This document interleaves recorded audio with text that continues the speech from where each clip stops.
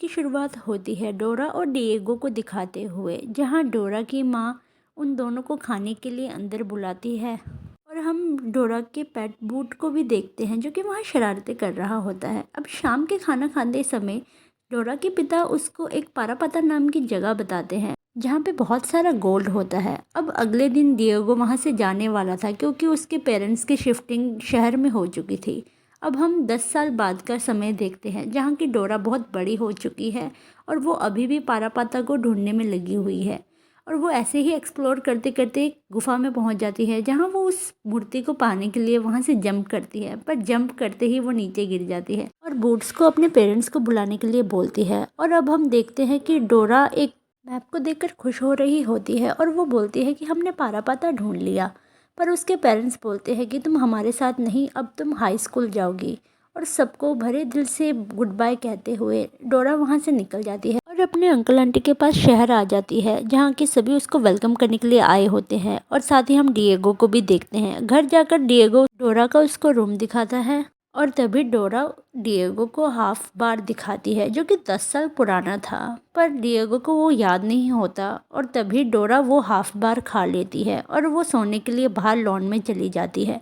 Next day डोरा की मुलाकात स्कूल में सैमी नाम की लड़की से होती है जो कि क्लास की टॉपर होती है। पर सैमी को कोई भी पसंद नहीं करता अपनी क्लास में क्योंकि वो थोड़ी डोमिनेंट टाइप की लड़की थी और अपने आप से ऊपर किसी को नहीं मानती थी। पर डोरा को अपने से आगे जाता देख वो उसे धमकाने के लिए वॉशरूम में जाती है। डोरा सैमी को सीरियसली नहीं लेती और वो अपने मम्मी पापा के साथ बात करने के लिए सैटेलाइट फ़ोन से उनको कांटेक्ट करती रहती है, पर उनसे उसकी बात नहीं होती और दिन ब दिन डोरा भी लो हो जाती है। और अब दिन आता है विंटर डांस का जहाँ पे सारे स्कूल के बच्चे अलग अलग कॉस्ट्यूम पहन के आए होते हैं और वहीं डोरा भी सन बनकर जाती है और वहाँ अजीब सा जंगल का डांस करने लगती है जिसे देखकर सभी उसका मजाक उड़ाते हैं और डिएगो भी वहाँ से गुस्सा होकर चला जाता है। नेक्स्ट डे हम देखते हैं कि वो सारे बच्चे एक म्यूजियम में आए होते हैं जहाँ पे डोरा को एक औरत अपने साथ बेसमेंट में जाने के लिए बोलती है जहाँ कोई प्राचीन इजिप्ट का सामान था और साथ ही वो अपने तीनों साथियों को लेके जाती है। पर वहाँ पर जाते ही डोरा को वो लोग किडनैप कर कर जंगल में ले आते हैं।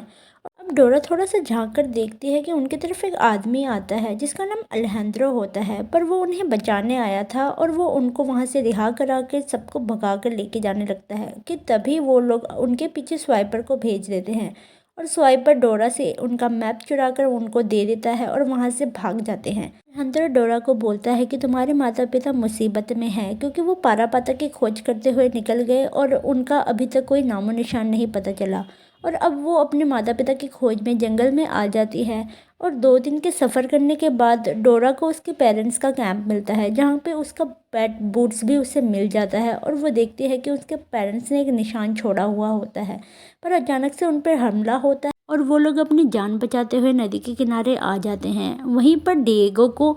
फॉक्स के पैरों के निशान मिलते हैं और वो देखते हैं कि जिन्होंने उन्हें किडनैप किया था वो भी वहीं पहुंच चुके थे। पर डोरा बताती है कि वो गलत साइड जा रहे हैं और वो उन्हें ओपरा हाउस की तरफ लेकर जाती है जहाँ पे वो दलदल में फंस जाते हैं और अलेजेंड्रो के सर के ऊपर 2 बिच्छू मीटिंग करने लगते हैं, पर वो बच जाते हैं। और दूसरे सीन में हम देखते हैं एक बूढ़ी औरत वहाँ से आ रही होती है जो उन्हें चाय ऑफर करती है, पर पारापाता के पूछते ही वो 5 मूर्तियों को रखकर उनको स्मैश कर देती है। और वहीं से रैंडी और सैमी अपने घर के लिए निकल जाते हैं और डोरा और उसके बाकी के बच्चे साथी उसके पेरेंट्स को ढूंढने के लिए निकल जाते हैं। रास्ते में उन्हें बड़े बड़े फ्लावर्स दिखते हैं जहाँ पे डोरा बोलती है किसी को मत छूना, पर अलेजेंड्रो गलती से एक फूल को छू लेता है जिसकी वजह से वहाँ एक गैस रिलीज होती है और उन्हें सभी कार्टूनी दिखता है। और इसी चक्कर में अलेजेंड्रो अपने कपड़े उतार कर जंगल की तरफ भागने लगता है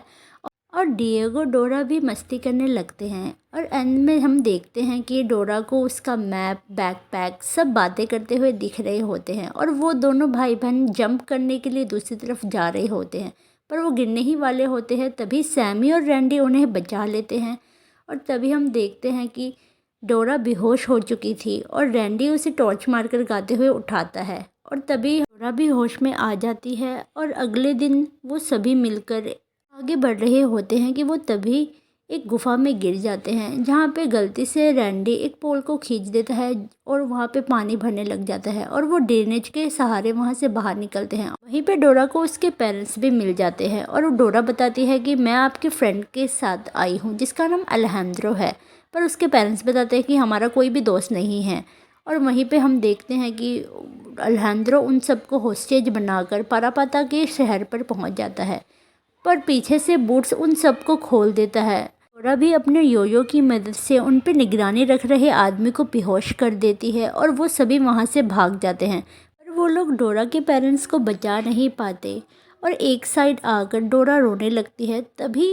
पहली बार बूट्स डोरा से कुछ बातें करता है, पर डोरा वो देखकर हैरान हो जाती है और फिर वो सभी को बोलने लगती है कि बूट्स ने उससे बात करी, पर सबको लगता है कि डोरा का दिमाग ख़राब हो चुका है। रात होने टाइम वो सभी वहाँ पहुँच जाते हैं जहाँ पे पारापाता का मेन गेट है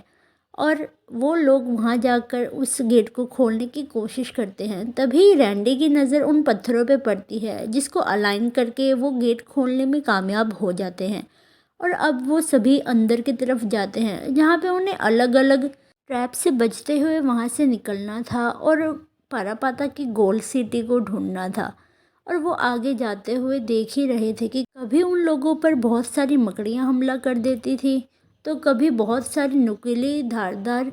दीवार उनके ऊपर गिरने लगती थी और एक जगह पे उन्हें गोल्ड का बहुत बड़ा एक मंकी दिखता है, पर वो उनका इल्यूजन होता है और तभी वो नीचे गिरने लगते हैं। पर डोरा बोलती है कि यहाँ से हमें जंप करना है और फिर वो गोल्ड सिटी पहुँच जाते हैं और उनके पीछे पीछे ही अलेहांद्रो आ जाता है और वो वहाँ पे गोल्ड का सिक्का चढ़ा जाता है जिसके कारण वहाँ की ज़मीन टूट जाती है और अलेहांद्रो नीचे गिर जाता है। दूसरी तरफ वहाँ पे वही बूढ़ी औरत आ जाती है। असल में वो वहाँ की गार्डियन होती है जो कि एक बूढ़ी औरत के वेश में रहती होती है और वो वहाँ पे अपना रूप बदल कर सबको दिखाती है। और अब डोरा उससे मिन्नतें करती है कि उसे सही जवाब पता है और अब डोरा आगे आकर उसी मूर्ति को पानी ऑफ़र करती है, जिसके बाद वो मूर्ति उन सबको बड़ा सा गोल्ड का मंकी दिखाती है और उसे देखने के बाद वो उन सभी की आंखें खुली की खुली रह जाती है और सभी बहुत खुश भी होते हैं कि तभी स्वाइपर आकर उस गोल्ड की छोटी मूर्ति को उठाकर भाग जाता है, जिसकी वजह से वहाँ पे तबाही मचने लगती है और हम भी उस बड़े से गोल्ड मंकी को देख पाते हैं। और अब यहाँ पर